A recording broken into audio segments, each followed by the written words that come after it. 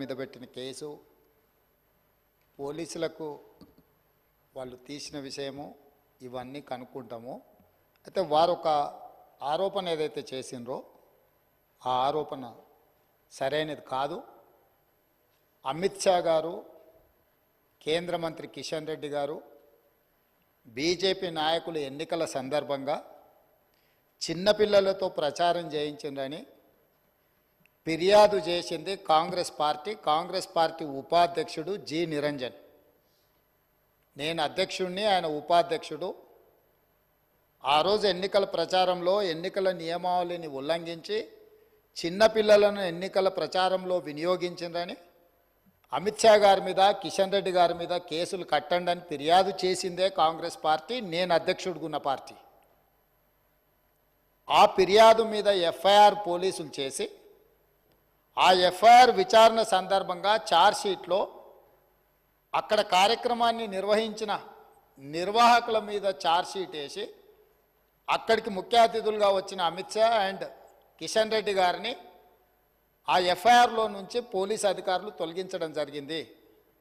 తక్షణమే కాంగ్రెస్ పార్టీ తొలగించిన అధికారులకు వ్యతిరేకంగా కోర్టులో ఫైల్ చేసి కంప్లీట్గా వారిని కూడా ఇందులో కొనసాగించాల్సిందే, వారిని ఛార్జ్షీట్లో తొలగించడానికి వీల్లేదు అని కాంగ్రెస్ పార్టీ న్యాయ పోరాటం మొదలుపెట్టింది.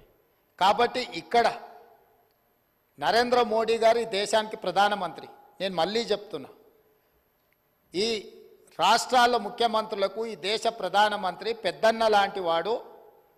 మీరు వివిధ రాష్ట్రాలలో అభివృద్ధి కార్యక్రమాల కోసం అనుమతులు, అభివృద్ధి కోసం నిధులు మీరు ఇవ్వండి, మీరు పెద్దన్న పాత్ర పోషించండి. ప్రధానమంత్రి అంటేనే పెద్దన్న, రాష్ట్ర ముఖ్యమంత్రులందరినీ సమానంగా చూడాలి. మీరు గుజరాత్ రాష్ట్రానికి ఏ విధంగా నిధులు తీసుకెళ్తున్నారో, మీరు ఉత్తరప్రదేశ్కి ఏ విధంగా నిధులు తీసుకెళ్తున్నారో, బీహార్లో మీ పొత్తుల ప్రభుత్వంలోకి ఏ విధంగా నిధులు తీసుకెళ్తున్నారో, తెలంగాణ రాష్ట్రానికి కూడా ఆ విధంగా నిధులు ఇవ్వాలి. తెలంగాణ రాష్ట్రం కేంద్ర ప్రభుత్వానికి ₹1 పన్ను చెల్లిస్తే 43 పైసలే తిరిగి మాకు వస్తున్నాయి.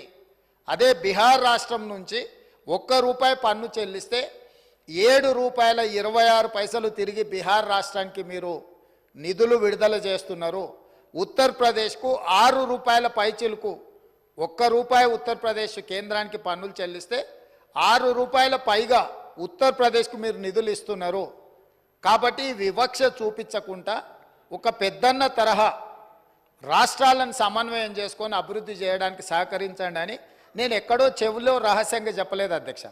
ఆదిలాబాద్లో అక్కడనే మిత్రుడు ఎమ్మెల్యే గారు ఉన్నారు భారతీయ జనతా పార్టీ నుంచి.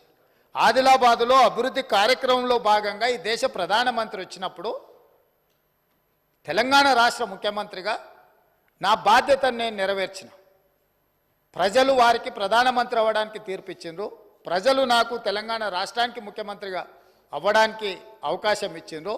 ప్రధానమంత్రుల ముఖ్యమంత్రుల మధ్యలో ఒక సఖ్యత ఉండాలి, సమన్వయం ఉండాలి, అభివృద్ధి కోసం సహకారం ఉండాలన్న ఆలోచనతోటి చేసి అంటే చెప్పిన మాటలు. నేను నరేంద్ర మోడీ గారిని ఏం పొగిడినా నాకేం వార్డు మెంబర్ బీఫామ్ కూడా రాదు అధ్యక్ష. ఈరోజు తెలంగాణ ప్రజలు, కాంగ్రెస్ పార్టీ, మల్లికార్జున్ ఖర్గే గారు, శ్రీమతి సోనియా గాంధీ గారు, రాహుల్ గాంధీ గారు, మా 65 మంది శాసనసభ్యులు అనుకోబట్టి నేను ముఖ్యమంత్రిగా ఉన్నా. నేను రాజకీయ ప్రయోజనం కోసం నరేంద్ర మోడీ గారిని పెద్దన్న అనలేదు. రాష్ట్ర ప్రయోజనాల కోసం వారికి గుర్తు చేసిన మీరు పెద్దన్నగా బాధ్యత వహించండి అని.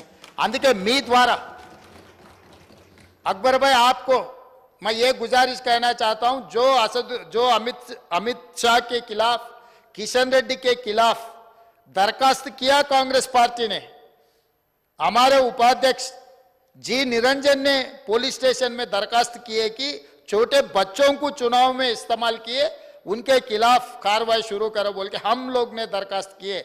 वही दरखास्त के ऊपर एफआईआर हुआ. अमित शाह और किशन रेड्डी जी को अक्यूज्ड बनाए.